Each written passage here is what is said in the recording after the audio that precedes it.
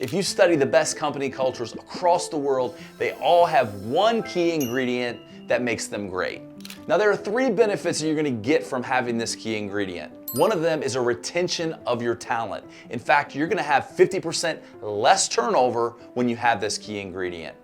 The second thing is continuous improvement. Companies that have this ingredient have a tremendous amount of innovation. And then last, teamwork and collaboration. These 3 things are huge benefits to organizations and a great competitive advantage. Unfortunately, very few companies lack this key ingredient, and that key ingredient is trust. Warren Buffett said that trust is a lot like the air we breathe. You only recognize it when it's absent.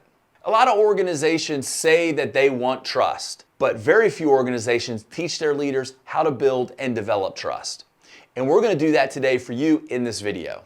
So why does trust really matter? Well, a couple reasons. One, trust drives relationships. Relationships are those connections in the workplace. Those connections drive engagement. That engagement is what drives the retention. Not only are they less likely to leave, they are more loyal to the organization and to their teammates, which ultimately leads to high performance.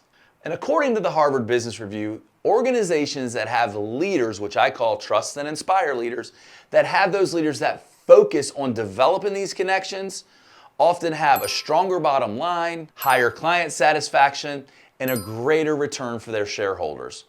And you don't have to work in a public company to receive these benefits. Privately held organizations get the same benefits. The next thing is trust elevates psychological safety. Psychological safety was a term that was coined by Harvard business professor Amy Edmondson. And Amy says that teams that share psychological safety, it becomes a belief that's held by the members of the organization that it's okay to take risk. It's okay to express your opinions or your concerns without fear of retribution. So first, psychological safety leads team members to feel that their contribution matters and that they're able to speak up without fear of retribution. Second, it leads to better decision making. As people feel free to speak up about their opinions and share those concerns, it leads to a more diverse range of perspectives. Third, it fosters a culture of safety and continuous improvement. Not only do teammates feel comfortable making mistakes, they feel comfortable sharing those mistakes so that others can learn from them.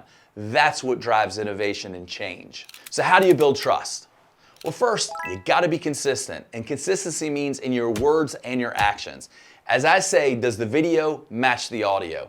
Are you doing what you say you're going to do?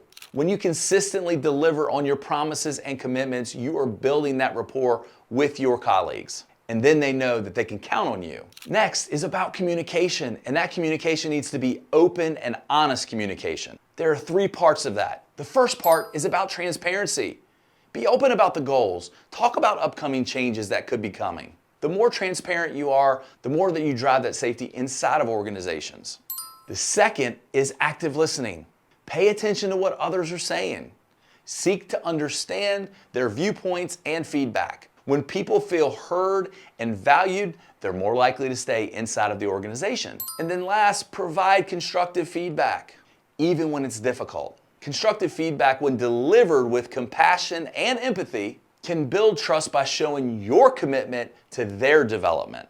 And the last way is empathy and respect. Having empathy for someone else or being able to deliver bad news with care really does matter, and it drives trust. Respect everyone, regardless of their background, regardless of the organization that they came from, regardless of the industry they came from.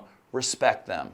Treat them with care. Finally, for all you leaders, after this video is over, I want you to run out and start planning to do these 4 things. And these 4 things are meetings that you need to have with your team that will help drive connections, leading to trust. The first connection meeting is one-on-ones. The one-on-one is developed what I call a 60-30-10. 60% is performance, 30% is about professional development, and 10% is about relationship.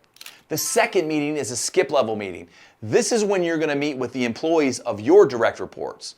Now, this is important to develop transparency around this meeting and to let their employees know that you're going to provide feedback to their leader of what you learn in this meeting. Now, once the team understands that it's a safe environment and they can trust that this isn't going to be used against them, it's a very powerful meeting.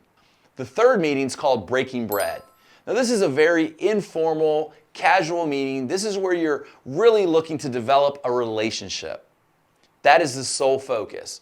You're learning their hobbies, their interests, some things about their family, and what keeps them up at night. The last meeting, and it is the most important meeting in my opinion and in my experience, and that's the stay interview. The stay interview, you will learn more information than all 4 meetings combined.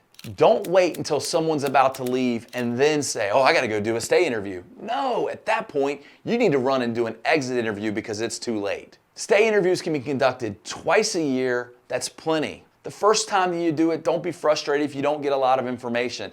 As you build trust, you will get a lifetime of information. So all you leaders, run and put these into your schedules, literally starting now.